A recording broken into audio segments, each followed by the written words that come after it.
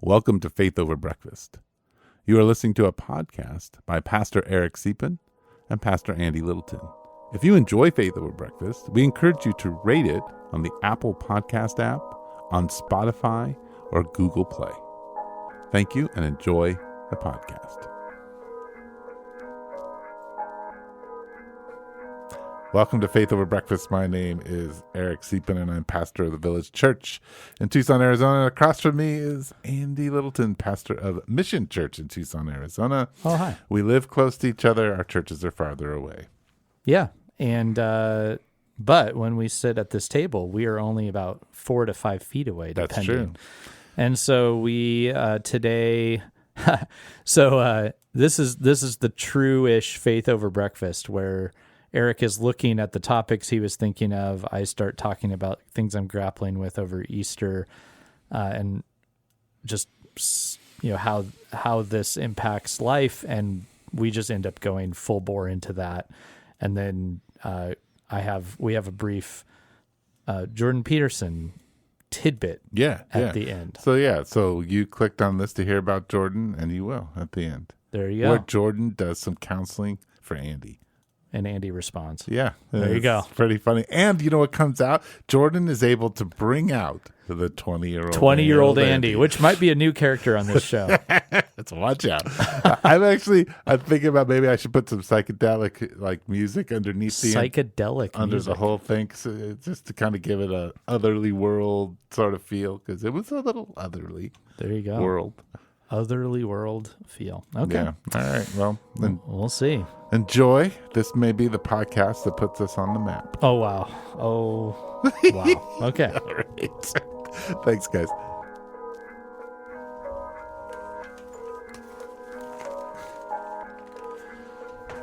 Hey, Andy. I don't know what we're talking about. I don't either.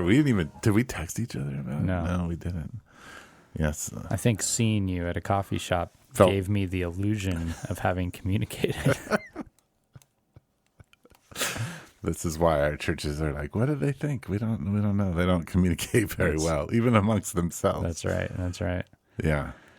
Well, so here we are. Yeah.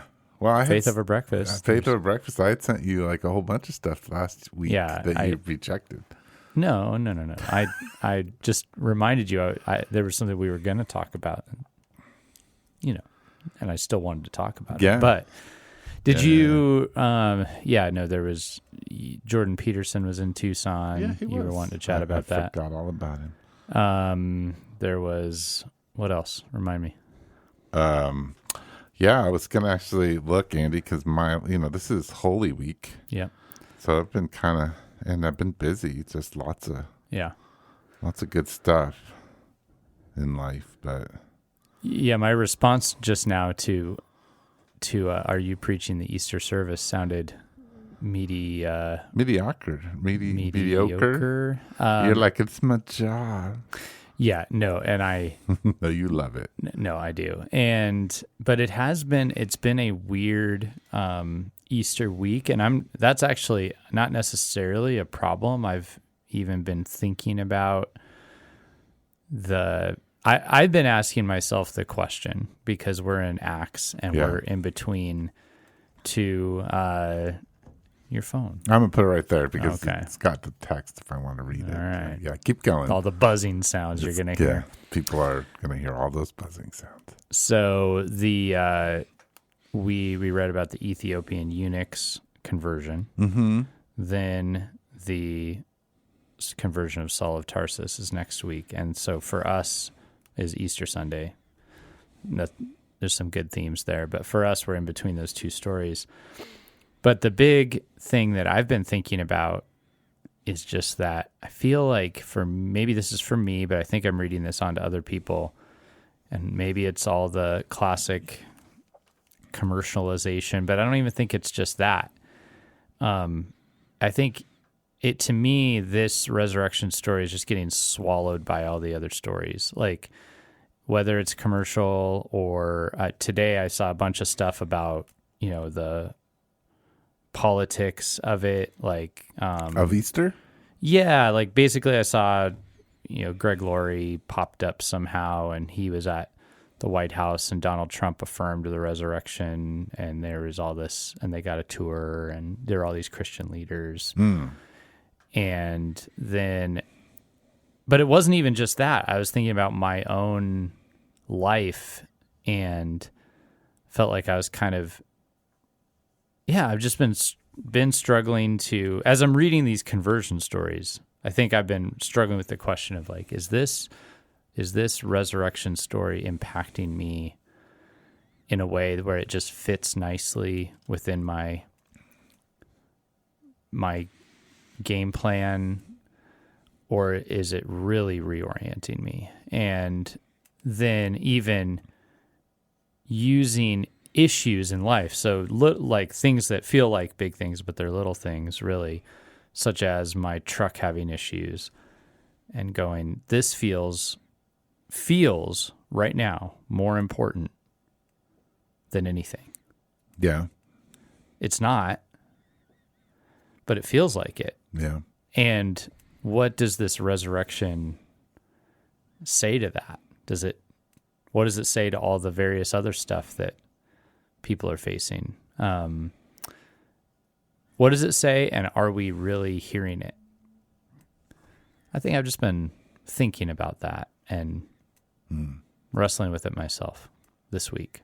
So, yeah. So actually, I'm taking my job very seriously. You're taking sounds like you're taking your job really seriously. And where I am at, what it means in my own life, I'm having to look at it. Because it just, the week is not feeling smooth. And I can see the perspective I'm supposed to have. But I'm going, but am I really there? Or is this just, is this getting swallowed in my story, just like it's getting swallowed by the consumeristic story and the story of American politics? Yeah. Yeah, that's not even, I'm not even getting started on how in my head I am right now. Yeah, you're pretty in not your, even touching we're at the tip of the iceberg right pretty now. In there, your head. Yeah. So there you go. Well, you were talking, it made me think about, I don't know if it's 2021, my Easter sermon. Mm-hmm. I opened up with this kind of story, like this idea. I said, so what if I got up here today and I said, all right, so I got a call last night, and it was from Bill Gates. Mm-hmm. And Bill Gates said, I've been watching your community and your friends for a long time. And so I would like to give you $300 million. Right. And I have access to all of the bank accounts of your community. And so I've already put the money in the bank account. It's there. Yeah. And I've already paid off the homes. Like, I've taken care of it. I just want to let you know. And now the money's in the accounts. Like, what happens to you if that were at all true? Mm-hmm. If you could just enter that into a moment, is that actually more impactful to you and more power-giving, purpose-giving, peace-giving than the resurrection? Right. When you think about it. Right. And I think the answer for most of us is, going to take that couple $1 million and everything paid off. Right. And that would solve my problems. Yeah. Yeah, but it's not just it solves the problems. Like, all of a sudden, if I have a couple million, it gives me purpose. Sure. So I have to do something with this money. Like, now, and my life is all built around this money. Yeah. It gives me an element of peace. I'm not worried about where things are coming from. Right. It gives me power. Like, I have way more power to walk into places. Yep. When I have millions of dollars in my bank account. And so then we have to question the power of the resurrection, because that is extremely insignificant to the resurrection. Right. It is, and right? And what has been deposited through the Holy Spirit in me is way more than any kind of deposit that any billionaire could do for me. Yeah, and I think that's why I'm good with this wrestling match, because I feel like it's one I, as a pastor need to Sure. engage because it's the one we all need to engage, Right. which is this really what's most important to me, or am I just going to use it? And that's not, I'm not saying like earlier this week, I was like, I'm going to use the resurrection. But it is part of my, Sure. this is the thing I do. I am, it's Easter. I'm a Christian pastor. You're going to speak on the We're resurrection. going to speak on the resurrection. Got to be good. Got to be good. It doesn't.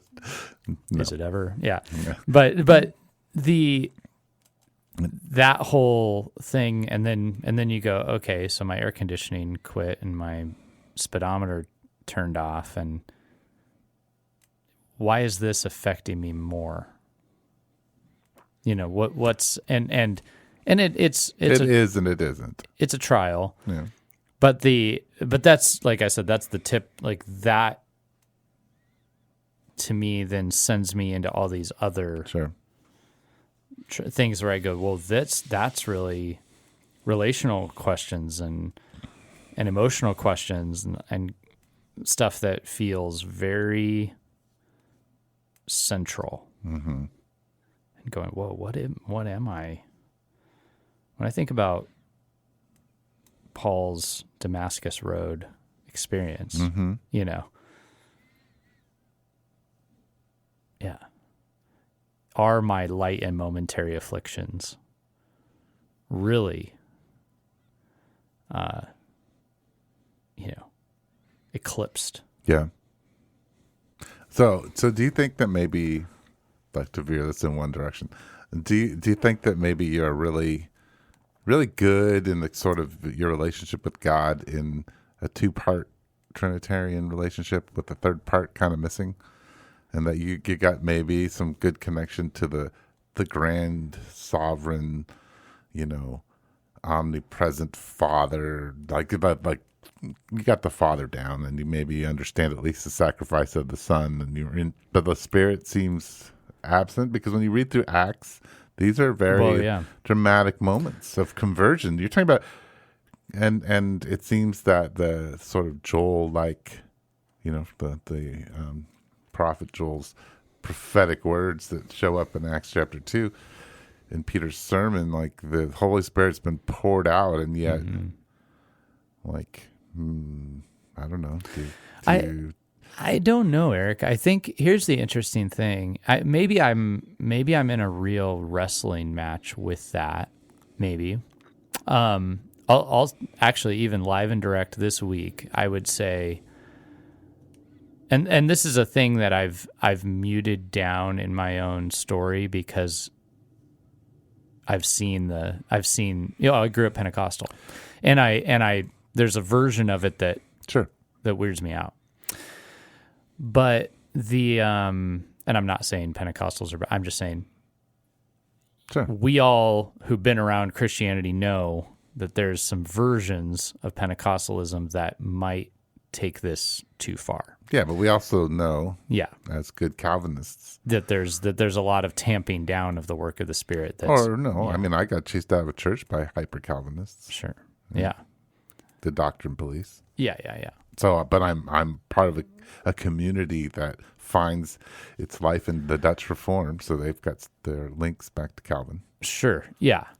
But I say this to say there actually are some pretty dramatic Spirit encounters for me that lead to my own decision to follow Jesus, if you'll call it that. And even this week has some pretty meaningful prompts in my own heart that felt very of God. Sure. And even seemed to be confirmed as such. And I think that, I don't know that it's not that I actually feel like I was able to see that and move into it, but I'm speaking very slowly because I'm figuring this out as I talk, or not figuring it out, one of the two. I think and this is basic stuff. I've seen this in the lives of others. I think the worry is that what the Spirit is going to do is teach me a hard lesson right now. Not that there's no Spirit. Yeah. Not that the Spirit's not moving, but that kind of afraid that there's another hard lesson coming, as opposed to something refreshing. Sure. Maybe that. Yeah. Or, that's probably the core of it. Not that I don't think I actually have doubted this week that the Spirit's very active. I've just gone, am I misreading it? Maybe that's it. Did I get excited that the Spirit was doing a sweet thing when actually he was about to teach me something that was going to be, which can't be a sweet thing. Painful, right? And look, and I can, in my own mind, I can go, no, Andy, I could switch chairs and say, but isn't the lesson the sweet thing? And when we're in the valley of the shadow of death, who's with us, Andy? Who is it? Isn't it now we're closest to Jesus? Right? Oh yes, I can give myself the talk. Sure. But the core of what I'm struggling with is that what I want? That's interesting. Right?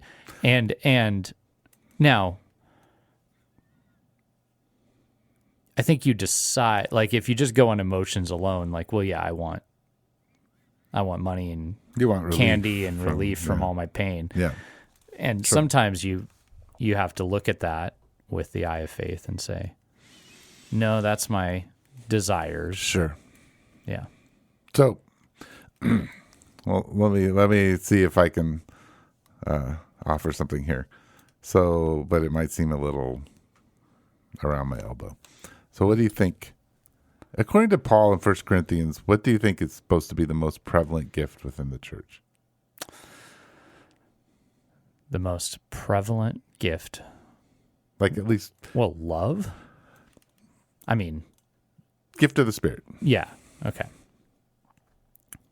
I am assuming this is because your email address is Jedi Pastor and you just said around the elbow. Mm-hmm. So now you've got me doing this where I'm like, what's he trying to do? Where is he going with this? Okay, so let me Jedi. What's his move here? Let me Jedi trick. Can you just tell us the move? It's a real simple one. Right? It's the prophetic.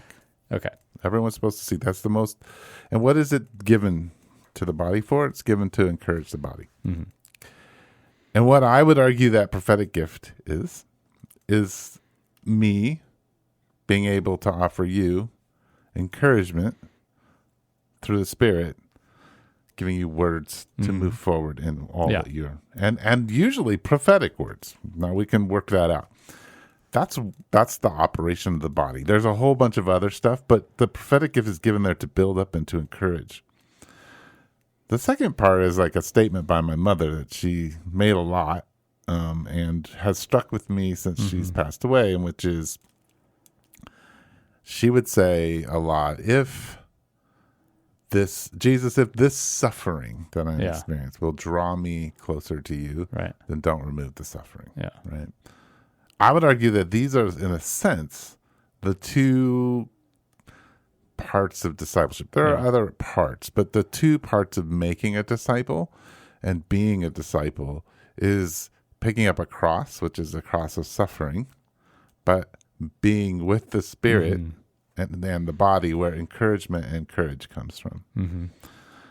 I think we spend most of our time either, sort of delving into the depth of like there's streams of our faith that are just deep into the suffering to be shaped and formed, though not it's a minority. It's usually trying to fix the suffering, right, or to hyper sensationalize the Spirit or run away from the Spirit altogether. Like, and so I would argue that that soup is what creates really deep questions. Because what you really need as someone in ministry is for someone to come alongside you and say, Andy, I just want you to know that Jesus sees you and he knows what you're doing and he wants you to continue.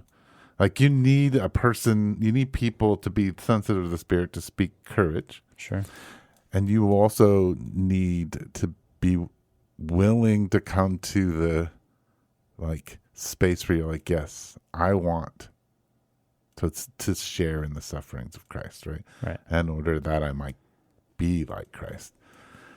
So I would argue that if that's the end of the resurrection in some sense, like Sure. maybe the resurrection is, it's hard for us to swallow, because though it's new life and not death, it's clarity and not confusion. It's actually a life it's a life of depth that is a lot. It's a lot. It requires a lot. Mm-hmm. Like, right. Yes, Yeah. grace is free, but grace is not cheap, right? In the sense of it's yes, come as you are, be transformed. Right. Yep. And I think, and those are the stories we're in right now, are these transformation stories, and I think that's exactly what I believe to be true. And then, looking through that microscope at myself and going, yeah, am I fighting this right now? And I put all this out there because I think we all do. Yeah. Oh yeah. And I'm trying to be upfront about that.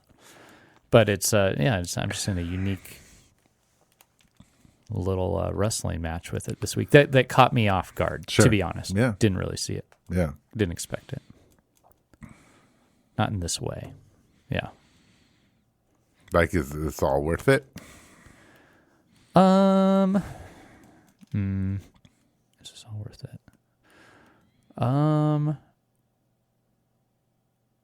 Yeah, I mean, sure. Yeah, maybe.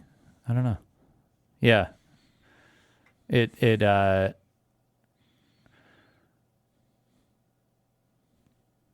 I don't know. I don't have the phrase yet for, there's just been a lot of, I mean, maybe I would just be like, this life is a lot of work. Yeah, that's probably the same. Well, and this is, I mean, I think, like, even, sometimes I'm quite jealous of people that don't give much thought to things, and just, right. Just, everything's just not spiritual. Yeah. And it's just like I don't think that people are really that simple, but sometimes it does seem like maybe there's they rely on the platitudes and the simple answers to things. Or and to me, I'm like, man, I'm trying to ask the question of what do I do about my irritation that my truck's having issues, but also the various solutions to that are all feeling infinitely spiritually complex to me. And I'm going, this is like, because am I making this too complicated? But part of it is because I am asking that question, like, what am I living for? Like I'm trying to apply it to my actual life. So are you asking? Yeah. I mean, at some level, since we got into this whole just what I want to do, resurrection thing, are you asking the question, so to speak, does the resurrection have any power? Yeah, or transformation in my life. Yeah, and am I in a, and what's that power going to accomplish? Right? Is it? And this is where, and I mean, this might lead to some core questions within, frankly, like Christianity. Like, is the resurrection signaling God's that God's goodwill toward me is going to lead to like refreshment and rest and peace? Or does that come through mostly a lot of striving and trial? And is it one or the other? Is it both all the time? Is it right? Like, because when you hear the word, like, somebody will say that I'm just so grateful I had a restful week. They don't normally mean I learned to rest in Jesus this week by fighting with the demonic draw of consumerism. But that would be leading toward real rest.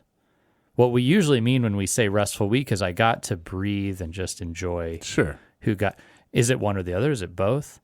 How do I tell when because sometimes let me like offer you something real simple then. Yeah, sometimes I was just going to say, sometimes the fork in the road that you reach when you make these, when you come to the table of decision, as my Lenten devotional has been speaking of, you caused this. It's your devotional. I'm just kidding. That's good. Yeah, it's a good devotional. Yeah, it is a good devotional. So you come to that table of decision, and it's like, okay, so there's options before me of how I move forward. Yeah, and the discernment, right? Between, is this the draw of the enemy or the draw of Jesus? And I do believe Jesus is offering rest for my soul. But it does get a little complicated right there. Like, what's it look like? Am I hearing this right? Which one is it? Yeah. That's tough. Yeah. So the scene of Mary and Martha, Mary at the feet of Jesus. And the comments to Martha, I mean, I've grown up with all the various interpretations of everything. But what struck me is, Jesus says to Martha after the dialogue of her being like, can you get Mary to help me? He's like, Martha, Martha, you worry about many things, and very few matter. And then he says, there's, Mary has there's a dash. It says, indeed, only one. And I'm not going to take that away from Mary. Right. And the difference is that it's not that Martha, there's a lot maybe going on in the subtext and all of that, but Martha is in some ways all of us, and that we worry about many things. We're so caught, you're caught up even for you in the narrative of your car, in the narrative, totally. and all that frankly presents that's attached to it. Yes. There's I'm there's telling you, so much there. Yeah. And the enemy offers so many other places of relief from this discontent that exists in a broken world. Right. And I think the invitation of discipleship, we can use, like I said earlier, all these dramatic things of if this suffering will draw me closer to you, don't take away the suffering. But the reality is, the invitation is, how rooted am I in the gospel and at the feet of Jesus, to the point that I have a whole different perspective on the car. I have a whole different perspective on the power, because I'm in a narrative that's overwhelmingly drowning out that capitalist demonic narrative, that I can face it with a different kind of confidence. And confidence is a good word. I was going to say, in a way, part of my problem is that I am wrestling with that question. Again, I'm choosing not to get into the under the water parts here, but it's engaging with those questions is not the easier way to live, is part of my point. Like even the Mary and Martha thing, and you're right, I think most of the way I read that as, don't just be working, you should be sitting with Jesus. But then you read Jesus, washing his disciples' feet, and you go, okay, and we're supposed to be the servants of all. So isn't Martha doing that? Right. Really well? It feels like, so on the surface, it gets a little more confusing. And I appreciate what you're saying. I do think I don't think it's as simple as just sit with Jesus, don't do stuff. I don't think it's that simple. No, I think it's rooted in a story, and rooted in an understanding of reality, that he's saying Mary is rooted in that right now. I'm not taking that away from her. Yeah. And I think, but I also think for so long, I think Christianity has tried to say, modern Christianity has tried to say that you don't have to be disappointed. Yeah. But I feel like true spirituality, true following Jesus, is learn to be disappointed, learn to live in disappointment, and come to terms with it. And I think that's a real hard thing in our culture, because capitalism helps me, money, Right. things, they help kind of alleviate the disappointing life that we live in a fallen world. Yeah. Yeah. Right. And I think, I don't know if it was Larry who talks about Larry Crabb, but like living in the sacred discontent, I think was his idea. And it's just that's where Jesus is moving us, that there is that in this world, we can come to a place where discontent becomes a sacred place. Right. And a place of holiness. And that's an odd thing to preach on for resurrection. Right. Yeah, no, it's good. I mean, I think, one of the things that I was thinking about going, and so I should have seen this coming, right?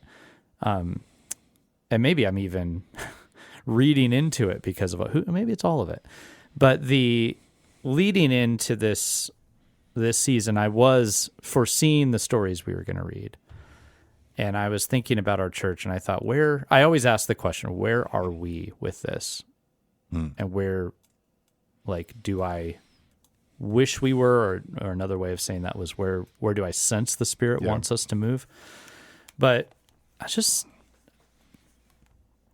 getting the sense that we were kind of in a ho-hum, here comes Easter, got to do an extra service. Nice. Hope it's a wonderful time. Hope we get some visitors. Maybe cool. I get some break from school. Various thoughts and I'm trying to get a temp on our community, even not just me or our staff, but all it's man, is this trickling down to the ground level for us? And so, of course, this week it's so here come setbacks and things, and I'm simply asking that, right?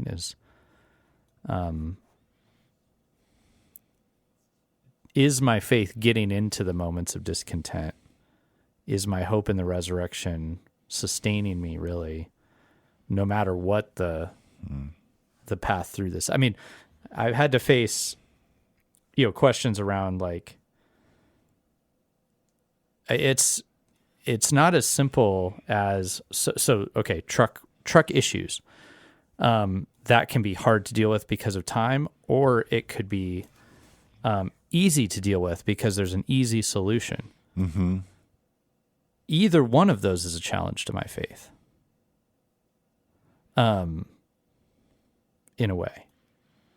If I get the solution, am I resting in it instead of Jesus?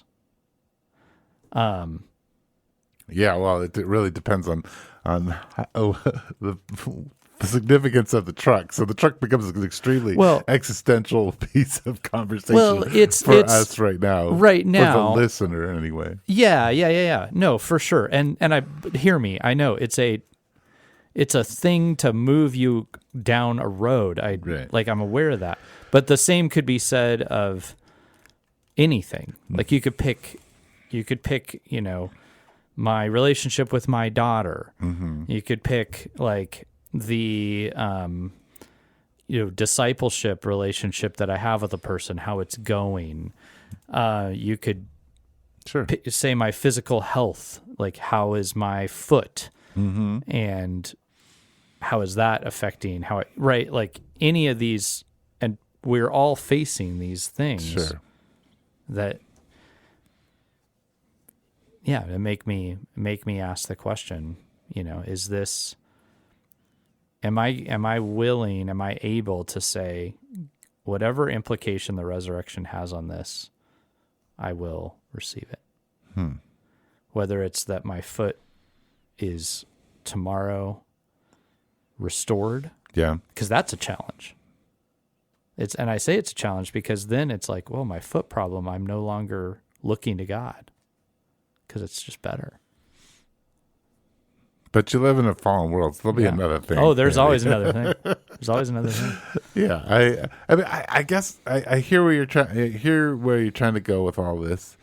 I didn't even mean to talk to you about this on the podcast. There you go. wanted to talk about Jordan Peterson. Well, I mean, I think I wanted to talk about. There's a lot I'd like to talk about, and maybe, I mean, I'd like to talk about all of the cultural shifts. I think, I think you're touching on one of the things I want to talk about, and so we're kind of playing around it. But does the resurrection and the sending of the Holy Spirit have power in your life? Right. And when you sit with people who are struggling with things that seem either big or small, their truck or their addiction or whatever it is, or the pain caused in a relationship, does the Holy Spirit have power? Does the resurrection have power to transform us? Like, is God moving in our life? And what we want, and when we read Acts, we see the demonstrations of power. Like, you see Peter and John see them, the guy begging at the temple, and he says to him, like, I don't have anything, but what I do have, I will give to you. Mm-hmm. Well, and then, he heals the man. That's a miraculous instant moment of that. Now, what does it mean to step back into life? Say that poor guy's been there for a long time. Now he's got to move into life. He has to work. He has to do all these things. The church actually has to now walk alongside him. The miraculous very quickly moves on by. Yeah. Right. It is a demonstration to show us that God is with us. And then we are to walk into. I mean, I have imagined that we taught that scripture not long ago, and because of his disability, he wasn't able to enter into the beautiful gate, so he sat right by it, which was strategic. But he actually, right when he's healed, he goes into it for the first time. Yeah. But what's he going to find in there? There's, interestingly, in the temple, there's an altar. Sure. Maybe the blood of an animal. Sure. Like, we don't know what he ended up thinking and But buddy, what you find in there is that you need atonement. It's not just like you run into that temple and like, yes, I'm in, the presence of God. No, the priest goes in there, not you. And now he's got Jesus. How much of that does he understand? I don't know. But right when you run into those inner courts of the temple, you see another place in the temple where you can't go now. You're in one, you can't go in another one. You see that even for that priest to go in, it's not without the blood of an innocent creature. It's still complicated. Yeah. Yeah.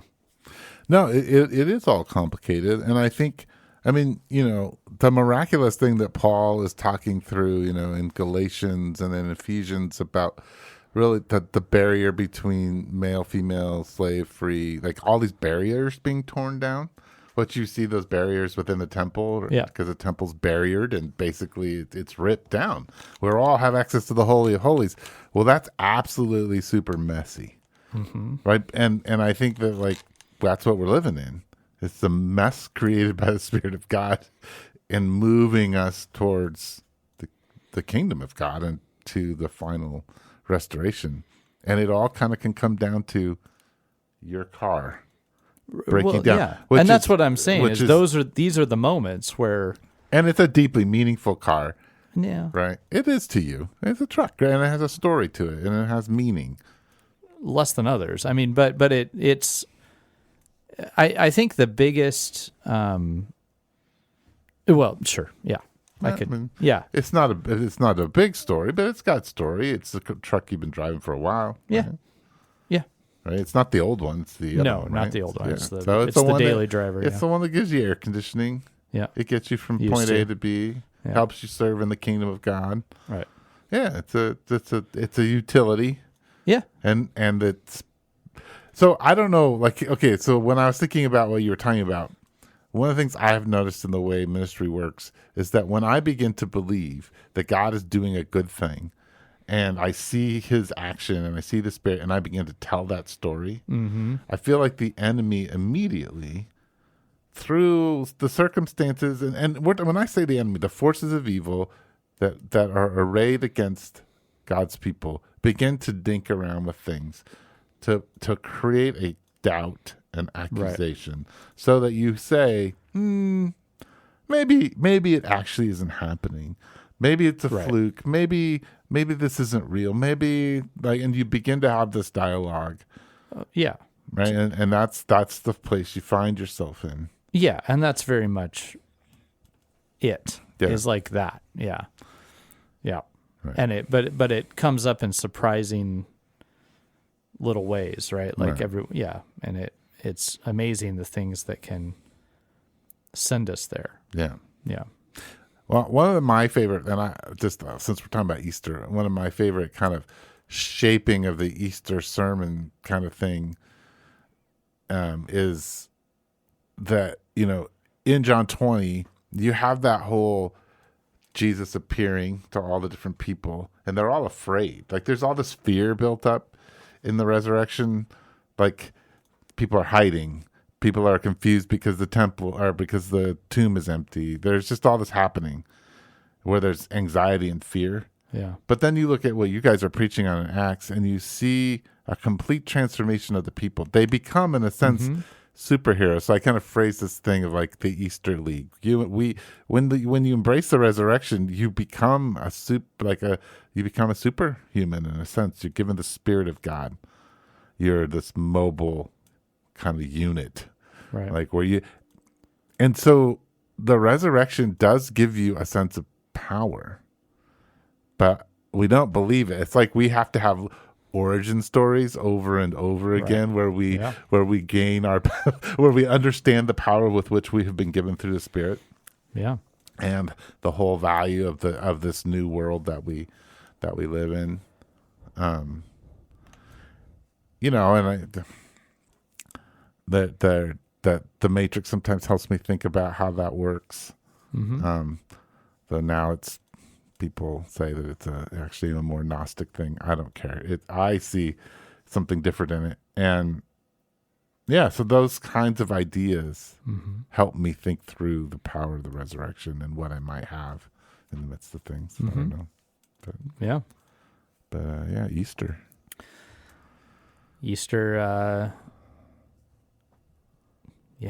It's what does it mean? Yeah, anyway, again, I'm this is spaghetti mind version of me. I apologize. It's I think often one of the more confusing sides of myself as a pastor, that the truth is that sometimes things get very unclear to me. I do not have a simple sense of what a thing means, and people want that.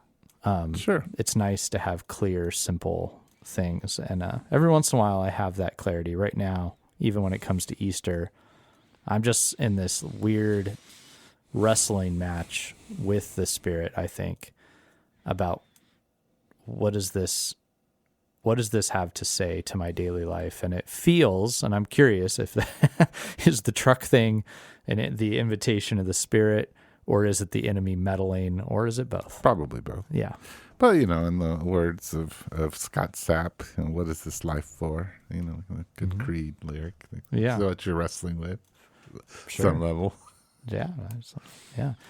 And then really, and then wrestling with myself because sometimes I want to be this like transcendent dude who, the transcendent dude. That's my next podcast. I was thinking about maybe some point, when we hit 500 episodes, we should rebrand and, take a month or two off and then come back with sort of a new thing. That's what we're... The transcendent dude. Yeah. We could make it plural, the transcendent dudes, but yeah. No, just dude. Yeah, one dude. Yeah, because it's really about Jesus. It's true, the transcendent. Oh, okay, good. See, all right. That's the trick. That's Gotcha. what you have to figure out. Uh-huh. But what I mean by that is the single-minded devotee of Jesus, right? Yeah. Who, when the air conditioning breaks, and I actually did this. For probably about 10 minutes, I succeeded. The air conditioning went out, and I said, you know what? This isn't important. Get it fixed. Yeah. It's just a truck. Roll the windows down. Actually, even more than 10 minutes. And so that was, and I'm telling you, actually, I handled that all in a way that I think I would have gone, Andy, not bad. You've accepted the situation here. So the transcendent dude just goes, I trust the Lord in this place of, unknown. Sure. and whatever. But, then more, the further complications come to the table. So are you wrestling with the longings that you have in life and feeling like you shouldn't have those? Like you can't you can't long for the air conditioning just to be fixed. That's not an okay longing. You can't long for your car to not break down. And I have, and that's where the enemy comes in. So this is where, again, I remain vague, but because the longing is there, it's real, and I know it, and it's good. But then I think when I go, yeah, that's good, and then is this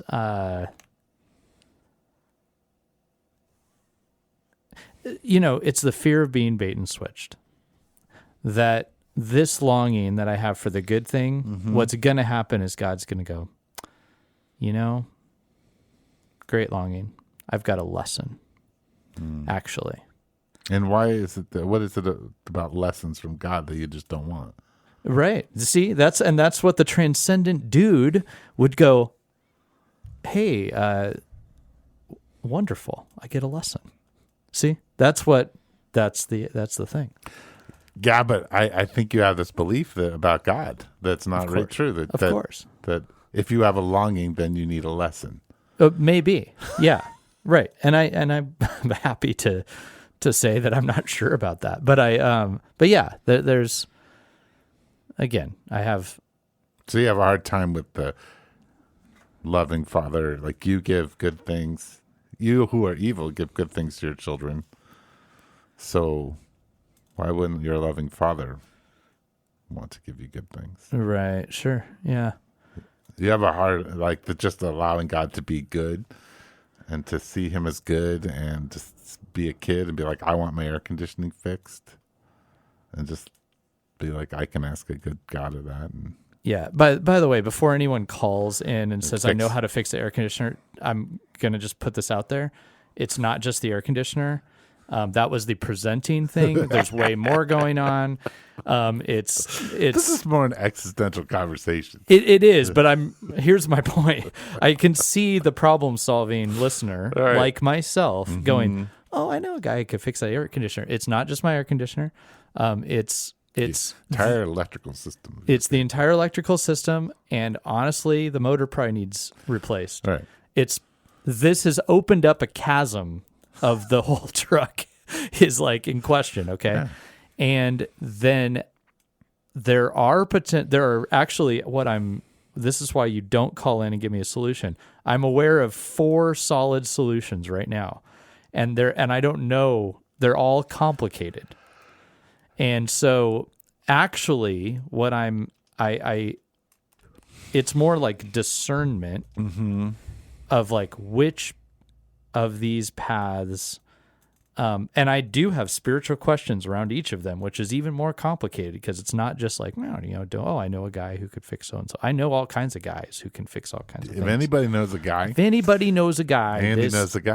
It's me. I don't know a guy, but Andy knows a guy. I know a guy. So yeah. Yeah. No, this is more an existential. Yeah. So thank you for caring, and thank you for looking up that number even as you were listening. That's not. what's if going they've on. gotten this far, Andy, like I'm going to figure that out because they're like, Andy, I am done with this episode what's myself. What's going on with Andy? I'm done. I just want to go finish this Easter sermon and move on. Well, I understand the dramatic thing that produces a set of choices that are life-altering in minor ways. Yes. That create way more angst in your heart, soul, and mind than you would expect to be normal. And that's it. And it doesn't expect. I didn't expect it. It doesn't feel normal. I'm going, but then I'm saying to myself, well, I was asking the question of my church, what does the resurrection mean to us? And I suppose maybe I'm right there. Right. On this particular life choice. And there'll be another one next week. Sure. There'll be another one next week. Yeah. Yeah. So there you go. So what would Jordan Peterson have said to me if I were there at the Tucson? Would he have solved this for me? I think he would have. He would have said, put your pants on, be a man. Well, there's a certain level of that, he would say. But I think the first question he would ask is, what do you bloody want? Yeah. What do you bloody want, Andy? Isn't that more what a British guy would say versus a Canadian? He used the word bloody. Yeah, I think he did a couple times when answering questions. What do you bloody want? Yeah. I know the answer to that question. And once you want that, what's the plan and steps of action that you're going to take to get that? Here's my answer to you, Jordan. Yeah. I want less complicated stuff on my plate right now. All right. So that's what it is. What steps are you going to take to make that happen? That's what's complicated, Jordan. Right there. but you're the one making it complicated. I don't like you, Jordan. I want a pastor. Choose the simple answer. What's the simplest solution? Okay, there's my dialogue. There's my dialogue with Jordan. Yeah. Okay. Then somewhere in there, grow up and be a man. Yeah. Take responsibility. 12 steps. Yeah. Yeah. Well, I'm trying. Like if you want to fix your car, I like the resurrection more than Jordan. Yeah. Well, I hope so. Yeah.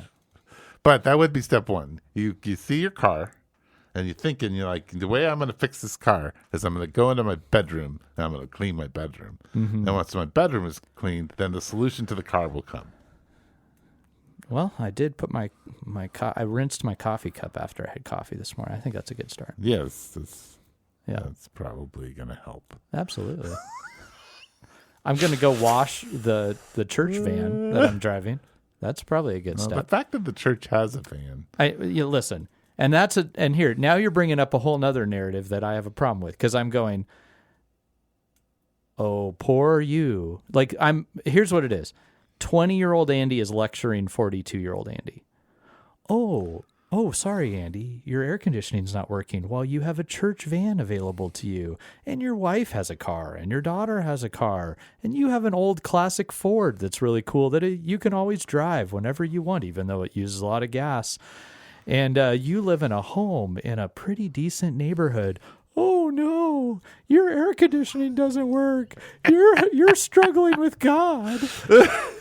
20-year-old me is in my head just laughing at me. And that's really getting on my nerves. I don't like I don't like that guy. Me neither. Ugh. He's terrible. I don't want to ever talk to him. He was so yeah.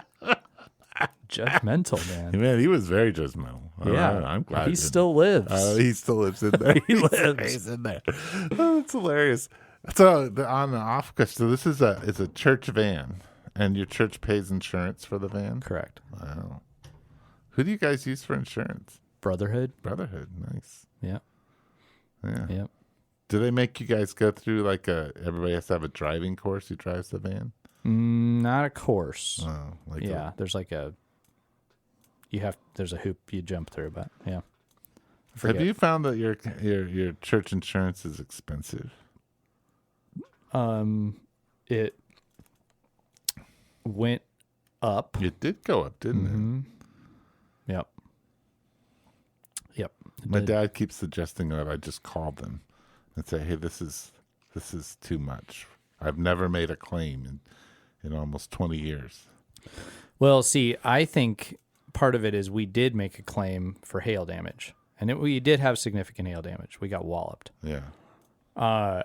And I've sort of figured you make a claim, and then they came out and looked at everything and gave us all this stuff we had to change. Yeah. Which they didn't do until we made a claim. Yeah. And that, yeah. So I've attributed it to that. But if we hadn't made that claim, we would have had, we wouldn't have. It was the right claim to make. Do you know how much do they charge you every 2 months or 3 months? I don't. I'm blissfully unaware. I could figure it out, but I don't off the top of my head now. Yeah. So this podcast is spiraling now. So, if we're talking insurance numbers. All right, guys. So thank you for tuning in. But I want to just clarify something. If you're tuning in to Faith Over Breakfast, so somehow you can have some amazing revelation, then probably that will happen. But it is Faith Over Breakfast, and it's just two pastors, and all we're doing is sitting and talking about how. And I would ask you all these questions off air. No, this is a good Faith Over Breakfast as far as the concept goes. So if you're with us now, you've truly sat down to breakfast with us. You're just lucky you didn't have to listen to us chew. And I'm probably going to throw Jordan Peterson into the title, so you just heard about him. You got it. Good job. There you go. Clickbait away. Yeah. Okay, well, thanks for tuning in. Yeah, thank you. If you would like to hear something of more substance, you can always text us through the podcasting app, or not more substance. If you'd like to hear something interesting to you, you can text us through the podcasting app or email us at faithoverbreakfast@gmail.com. We love to have. All right, so I have a challenge for people. Good. And this will make the question, like sending in your comment or question, much easier. Just send us a name. A name. Just say Jordan Peterson, Tyler Staton, I don't know, Donald Trump, whatever. Just send us a name that you want us to talk about. And you could even, send us just some obscure guy from New Jersey. Yeah. We have to figure out who it is. Yeah, we'll hunt him down. And then this is going to happen, isn't it? Yeah. Oh, no. And we're going to have some talks. Oh, no. We'll have some talks about the guy in New Jersey. Oh, wow. God, are you making my life more complicated again? Is that what's happening right now? You know what you're going to get is going to get 20-year-old Andy. They're going to want him on the air. We should do 20-year-old Andy episodes where he just lectures people for not being like more devoted to Jesus despite their problems. The only thing that would be a problem is we can't allow 20-year-old Andy to be in the room with 20-year-old Eric, because if that happens, it'll just be a terrible, terrible thing. We should attempt it. We should really attempt a conversation between 20-year-old Eric and Andy. That'd be fun. Because I'm pretty sure 20-year-old Eric would just try to irritate 20-year-old Andy as much as he could. I'm sure. Because 53-year-old Eric does that. So. Yeah. Well, that could be interesting content. It could be interesting. All right. Well, all right. We better close before everyone's gone. They're all gone. Or they're fast forwarding right now. They're 30 seconds. All right. Thanks for the podcast. You've been listening to Faith Over Breakfast with Pastor Eric Siepen and Pastor Andy Littleton. Please share us on Instagram, Twitter, and Facebook. Thank you.